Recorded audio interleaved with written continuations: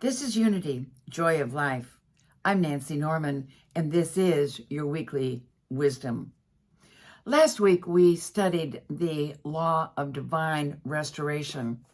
It is the most powerful chapter in this book called Open Your Mind to Prosperity. It happens to be the very last chapter, and I have used it over and over and over again, reread it over and over again. This particular spiritual law has been so important for me. It's taught me how to pick myself up with strength, with courage, and with conviction. Yes, I've experienced loss in my life. I really don't know of anybody that hasn't. And because of this teaching, I have come to realize that I cannot lose my good. I cannot lose my good. When there feels like a loss, when it feels like something has been taken away from me, I go back to what this last chapter in this Catherine Ponder book called Open Your Mind to Prosperity. I go back to that last chapter and the spiritual law of divine restoration. And remember that when I am feeling a sense of loss, it is simply that my good has changed form, that my life is made beautiful again. My good has changed form. I have outgrown the old way of life. My good has changed form, and it feels like a loss sometimes. But it's simply that my good has changed form and my life is made beautiful again. Divine restoration brings God's increase. And I am, and I have been divinely restored. Remember, the word restored means to make beautiful again.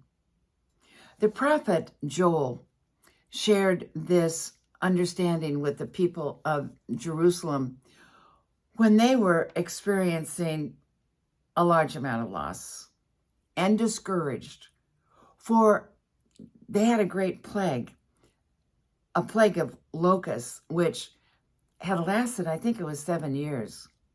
And the locusts had caused much suffering and the loss of crops. So the people were without food. They were starving. And God spoke through Joel and made the Hebrews a divine promise. And I want you to hear this promise because it's for us also. It's for us today, not only all those years ago, but this divine promise is for us today. He said, I will restore to you the years which the swarming locusts have eaten. You shall eat plenty and be satisfied, and praise the name of the Lord your God, who has dealt wisely with you, and my people shall never again be put to shame. I shall restore to you the years that the swarming locusts have eaten.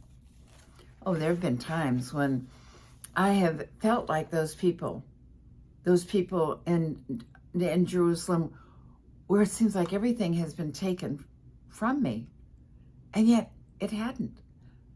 There was always that greater good that came forth. That energy simply changed form for the greater good. So for every loss, there is a gain.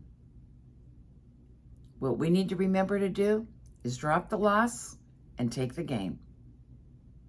There's a divine solution to every problem or every situation. Your good cannot be withheld from you. Your good cannot be withheld from you. Here's an affirmation that Catherine Ponder shares in this particular last chapter. All doors are now open. All channels are now free. The whole wide world says yes to me. So I'm saying for you, Your good may have changed form, and it's now ready for you to accept. All doors are now open.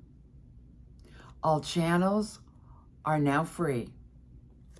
And the whole wide world says yes to you. The whole wide world is saying yes to you. So, drop the loss and take the gain. The divine law of restoration is always at work in our lives. God bless you and have a magnificent, magnificent week.